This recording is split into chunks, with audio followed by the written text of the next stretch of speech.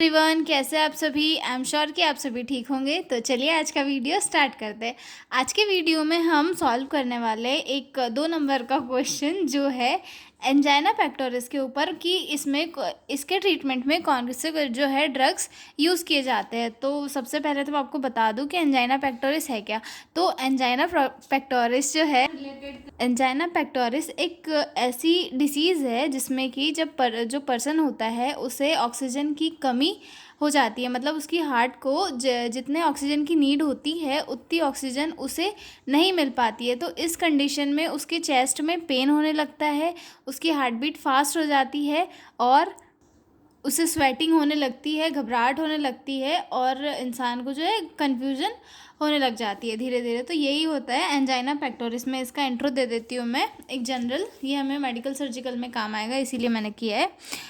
Angina pectoris is a common heart related condition. ये common heart related condition है। इस condition में जो हमारी कोरोनरी आर्टरीज होती है उनमें जो है वैसो कॉन्स्ट्रिक्शन हो जाता है, मतलब वो थोड़ी नैरो हो जाती है जिसकी वजह से ब्लड का जो प्रेशर है वो भी बढ़ जाता है। ठीक है, it happens when the heart doesn't get enough oxygen reach blood. मतलब ये उस कंडीशन में होता है जब हार्ट के पास इनफ ऑक्सीजन नहीं पहुंच पाती है। ठीक है, it is usually a warning sign of coronary artery disease. मतलब ये एक वार्निंग साइन के रूप में भी माना जा सकता है कोरोनरी आर्टरी डिसीज़ के बारे में। ठीक है, angina is not a heart attack but it increase the risk of one. मतलब ये एक टाइप का हार्ट अटैक नहीं होता है पर ये उसके रिस्क को इंडिकेट करता है कि आपको जो हार्ट अटैक आ सकता है। ठीक है, it can be triggered by physical effort, stress और इमोशनल अपसेट। मतलब ये जो किस कारण से हो सकता है, फिजिकल एफर्ट के कारण या फिर स्ट्रेस के कारण, इमोशनल अगर अपसेट है कोई पर्सन उसके कारण हो सकता है। ठीक है, angina pectoris is a type of chest pain और discomfort caused by reducing blood flow in the heart muscles. मतलब ये एक टाइप का चेस्ट पेन है जो हमारे हार्ट में ब्लड फ्लो के रेड्यूस हो जाने के कारण होता है। It feels like pressure, squeezing और heaviness in the chest and may spread to the arms, neck और जॉ।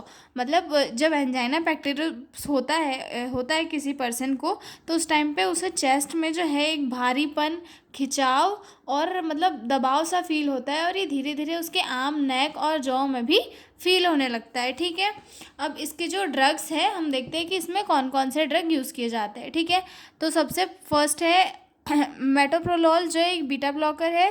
देन सेकंड है एमोल्डिपिन जो एक कैल्शियम चैनल ब्लॉकर है। देन आता है एस्पिरिन जो एंटीप्लेटलेट ड्रग है। उसके बाद आता है नाइट्रोग्लिसरीन। अब हम जो मेन क्वेश्चन में का आंसर था जो 2 ड्रग को डिटेल में पढ़ेंगे। जो मेटाप्रोलोल है ये एक टाइप का बीटा ब्लॉकर है। अब बीटा ब्लॉकर क्या करते हैं, ये मैं आपको एक इजी लैंग्वेज में बताती हूँ कि बीटा ब्लॉकर क्या करते हैं। तो बीटा ब्लॉकर जो है ये जो ड्रग होते हैं बीटा एड्रेनर्जिक रिसेप्टर्स होते हैं, उन्हें ब्लॉक करने का काम करती है। ये रिसेप्टर हार्ट और ब्लड वेसल्स में प्रेजेंट होते हैं और जब ये ब्लॉक हो जाते हैं तो हार्ट रेट जो है स्लो हो जाती है, हार्ट को कम फोर्स से ब्लड पंप करना पड़ता है और बीपी कम हो जाता है, O2 की डिमांड भी कम हो जाती है।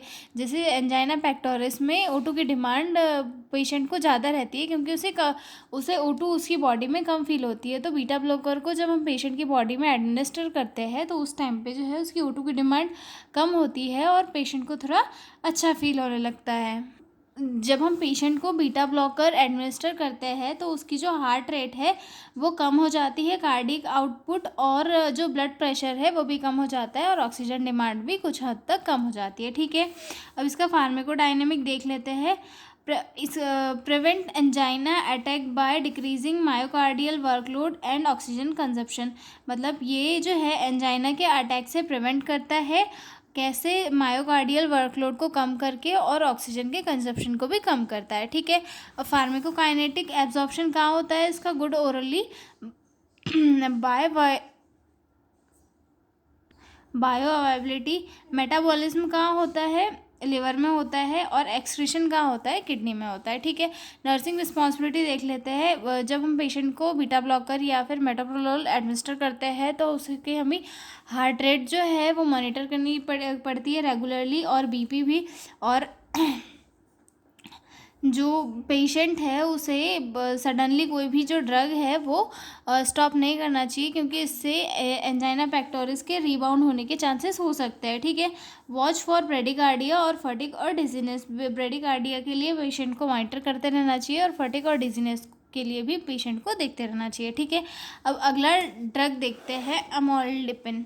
ठीक है, अमोल्डिपिन क्या है, एक कैल्शियम चैनल ब्लॉकर है। कैल्शियम चैनल ब्लॉकर क्या करते हैं, कैल्शियम की एंट्री को हार्ट में आने से ब्लॉक कर देते हैं। कि इसका मैकेनिज्म ऑफ एक्शन है block calcium entry into the heart and blood vessel causing vasodilation and lowering cardiac workload. जो कैल्शियम चैनल ब्लॉकर है वो कैल्शियम की एंट्री को हार्ट में आने से ब्लॉक कर देते हैं, जिससे कि ब्लड वेसल्स डायलेट हो जाती है और ब्लड का जो प्रेशर है वो भी कम हो जाता है और कार्डियक वर्कलोड जो है रिड्यूस हो जाता है। ठीक है, इसका फार्मेको डायनामिक देखते हैं। reduce blood pressure and angina symptoms, improve oxygen deliver to the heart tissue। मतलब इसमें क्या होता है कि जो पेशेंट है उसका जो हार्ट के ऊपर प्रेशर है, उसके हार्ट के ऊपर जो प्रेशर है वो कम होता है, और एंजाइना के सिम्टम्स भी जो है एक हद तक ख़त्म होते हैं, और ऑक्सीजन की डिलीवरी जो है वो इजीली होती है हार्ट के टिश्यूज़ तक। ठीक है, फार्मेकोकाइनेटिक है, इसका अब्जॉर्प्शन स्लो होता है बट कंप्लीट होता है। ठीक है, एक्सक्रीशन यूरिन और फीसिस के थ्रू हो जाता है। ठीक है, नर्सिंग रिस्पॉन्सिबिलिटी देख लेते हैं। Monitor for hypotension and slow heart rate. जब हम किसी पेशेंट को कैल्शियम चैनल ब्लॉकर देते हैं तो उस टाइम पे नर्सेज को स्पेशली ध्यान रखना होता है कि पेशेंट जो है हाइपोटेंशन में तो नहीं जा रहा है, या फिर उसकी जो हार्ट रेट है वो ज़्यादा तो नहीं नीचे हो रही है। ठीक है, क्योंकि जो कैल्शियम चैनल ब्लॉकर है वो कैल्शियम की एंट्री को हार्ट में आने से ब्लॉक कर देते हैं। ठीक है, check for the swelling in legs और फीट। मतलब जो पेशेंट है उसकी लेग्स में या फिर फीट में स्वेलिंग तो नहीं आई है, इसे भी चेक करते रहना चाहिए। ठीक है, educate to avoid grapefruit juice. मतलब पेशेंट को ये कहना चाहिए कि आप जो ग्रेप्स है उनका जूस ना लें। ठीक है, advice patient to change position slowly. Patient को ये एडवाइस करना चाहिए कि आप अपनी जो पोजीशन है उसे स्लोली चेंज करें। ठीक है, और पेशेंट को सबसे मेन तो इसमें साइकोलॉजिकल सपोर्ट देना इंपॉर्टेंट होता है, क्योंकि साइकोलॉजिकल सपोर्ट से पेशेंट का कुछ हद तक जो स्ट्रेस है वो ख़त्म होता है, और स्ट्रेस के ख़त्म होने से एंजाइना पेक्टोरिस के जो खतरे हैं वो काफ़ी हद तक ख़त्म हो जाते हैं। और पेशेंट को जो है मेडिटेशन और जो ब्रीथिंग रिलेटेड जो भी एक्सरसाइजेस होती है उनके बारे में एजुकेट करना बहुत इंपॉर्टेंट होता है, क्योंकि उससे क्या होता है जो पेशेंट की फिज़िकल और मेंटल स्टेबिलिटी है वो बढ़ती है, और पेशेंट धीरे धीरे रिकवर होने लग जाता है। क्योंकि एंजाइना पेक्टोरिस में जो पेशेंट है उसे हार्ट अटैक के इंडिकेशन में इंक्लूड होता है एंजाइना पेक्टोरिस। तो पेशेंट को ब्रीथिंग एक्सरसाइज और जो मेडिटेशन है इन सभी को करने के लिए पेशेंट को इनकरेज करना चाहिए। ठीक है, आई एम श्योर कि आपको ये वीडियो पसंद आया हो। आप लोग जल्दी से चैनल को सब्सक्राइब करें अगर वीडियो चैनल पर नए हो तो, और अपने दोस्तों के साथ शेयर ज़रूर करें। तो मिलते हैं हम अगले वीडियो में नए क्वेश्चन के साथ। तब तक के लिए bye bye, all the best for your exam.